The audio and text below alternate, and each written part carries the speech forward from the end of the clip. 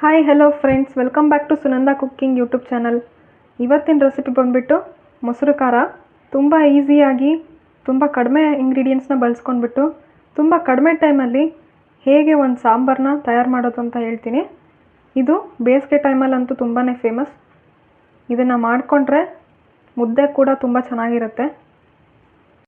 ಮೊದಲನೇದಾಗಿ ನಾನು ಮೊಸರು ಖಾರ ಮಾಡಲಿಕ್ಕೋಸ್ಕರ ಒಂದು ಸ್ವಲ್ಪ ಕೊತ್ತಂಬರಿನ ಎಷ್ಟು ಚಿಕ್ಕದಾಗಿ ಕಟ್ ಮಾಡಿಬಿಟ್ಟು ಇಟ್ಕೊಂಡಿದ್ದೀನಿ.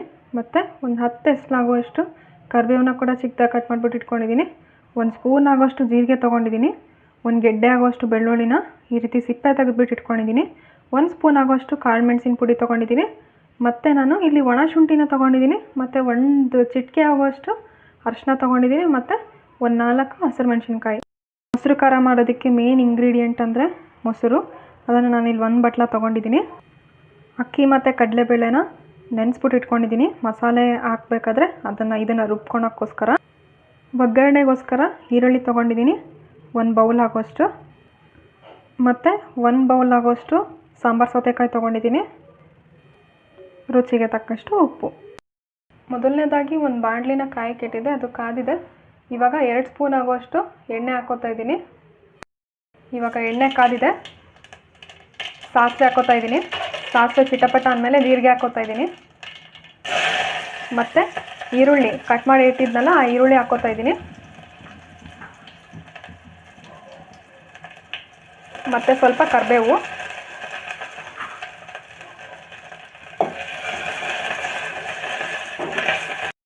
ಈ ಒಗ್ಗರಣೆಗೆ ಸಾಂಬಾರು ಸೌತೆಕಾಯಿನ ಹಾಕೋತೀವಿ.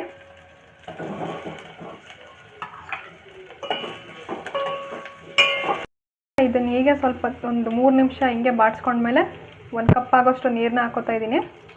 ಯಾಕೆ ಅಂದರೆ ಸಾಂಬಾರು ಸೌತೆಕಾಯಿ ಕ್ಲೀನಾಗಿ ಬೇಯುತ್ತೆ, ಅದಕ್ಕೋಸ್ಕರ. ಸಾಂಬಾರು ಸೌತೆಕಾಯಿ ಬೇಯೋದಕ್ಕೋಸ್ಕರ 1 ಕಪ್ ನೀರು ಹಾಕ್ಕೊಂಡಿದ್ದೀನಿ. ರುಚಿಗೆ ತಕ್ಕಷ್ಟು ಉಪ್ಪನ್ನ ಹಾಕೋತಾ ಇದ್ದೀನಿ.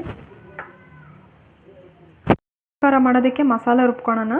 ಹೇಗೆ ಮಾಡೋದು ಅಂತ ತೋರಿಸ್ತೀನಿ ನೋಡಿ. ಮೊದಲನೇದಾಗಿ ನಾನು ಕೊತ್ತಂಬರಿ ಹಾಕ್ತಿದ್ದೀನಿ ಜಾರ್ಗೆ. ಮತ್ತು ಕರಿಬೇವು ಹಾಕ್ತಿದ್ದೀನಿ. 1 ಸ್ಪೂನ್ ಆಗುವಷ್ಟು ಜೀರಿಗೆ ತೊಗೊಂಡಿದ್ನಲ್ಲ ಅದು. 4 ಹಸಿರು ಮೆಣಸಿನ್ಕಾಯಿ ಏನು ತೊಗೊಂಡಿದ್ನೋ ಅದನ್ನು ಹಾಕ್ತಾಯಿದ್ದೀನಿ. ಬೆಳ್ಳುಳ್ಳಿ,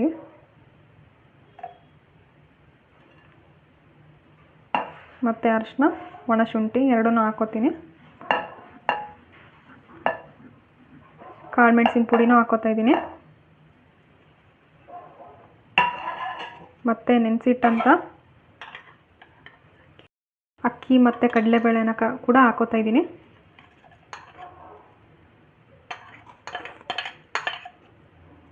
ಇದನ್ನೆಲ್ಲ ನುಣ್ಣಗೆ ರುಬ್ಕೋಬೇಕು. ರುಬ್ಬಿದಾದ್ಮೇಲೆ ಮುಂದೇನು ಮಾಡೋದು ಅಂತ ತೋರಿಸ್ತೀನಿ. ಇವಾಗ ಸಾಂಬಾರು ಸೌತೆಕಾಯಿ ಬೆಂದಿದೆ. ಇವಾಗ ರುಬ್ಬಿರೋ ಅಂಥ ಮಸಾಲಾನ ಇದಕ್ಕೆ ಹಾಕೋಣ.